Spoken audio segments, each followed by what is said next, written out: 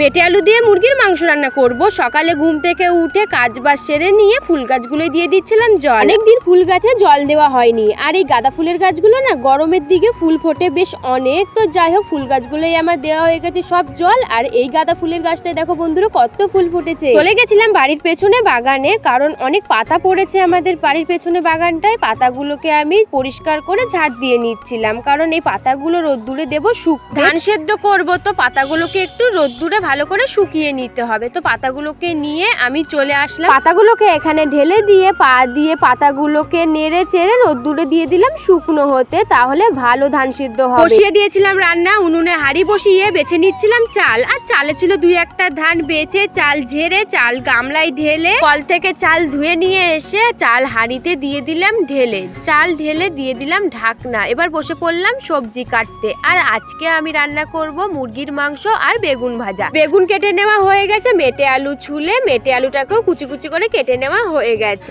তো যাই হোক, আমার সব আলুগুলোই কেটে নেওয়া হয়ে গেছে। এবার মাংসের মশলাগুলোকে ছাড়িয়ে নেব। প্রথমে কেটে নিচ্ছিলাম পেঁয়াজ, তারপরে আদা ছুলে আদাটাকে কুচি কুচি করে কেটে নেওয়া হয়ে গেছে। রসুনগুলোকে এক এক করে ছাড়িয়ে নিচ্ছিলাম। মাংসের আলু, বেগুন, মাংসের মশলা সব কেটে নেওয়া হয়ে গেছে। আর এদিকে কিন্তু ভাতও হয়ে গেছে। উনুন থেকে ভাত নামিয়ে কড়াইতে তেল দিয়ে বেগুনগুলো তেলের মধ্যে দিয়ে উল্টে পাল্টে ভেজে নেওয়া হয়ে গেছে। তেলের মধ্যে আলুগুলোকে দিয়ে হলুদ দিয়ে নেড়ে চেড়ে ভেজে নেব। তো আলুগুলো ভেজে নেওয়া হয়ে গেছে। আলু গামলায় তুলে রেখে পেঁয়াজ তেলের মধ্যে দিয়ে নেড়ে চেড়ে পেঁয়াজগুলোকে ভেজে নেওয়া হয়ে গেছে। মশলা, টমেটো, লবণ, হলুদ দিয়ে মশলাটাকে ভালো করে কষিয়ে দিয়ে দিলাম মাংস। মশলার সাথে মাংসগুলোকে ভালো করে কষিয়ে নেব। তো মাংস কষানো হয়ে গেছে, মাংসের মধ্যে দিয়ে দিলাম আলু দিয়ে বেশ কিছুক্ষণ কষিয়ে নেব। তো আলু দিয়ে বেশ কিছুক্ষণ কষানো হয়ে গেছে। এবার দিয়ে দিলাম জল, আর জল দিয়ে কিছুক্ষণ রেখে দেব। কিছুক্ষণ রেখে দিয়েছিলাম মাংসের আলু আর মাংসটা সেদ্ধ হয়ে গেছে। আর মেটে আলু দিয়ে মাংস রান্নাটাও কিন্তু আমার করে নেওয়া হয়ে গেছে। আর মাংস তরকারিটা বেশ সুন্দর হয়েছে। মাংস তরকারিটাকে গামলাতে নামিয়ে নিলাম। আর ভিডিওটা ছিল এই পর্যন্তই। টাটা।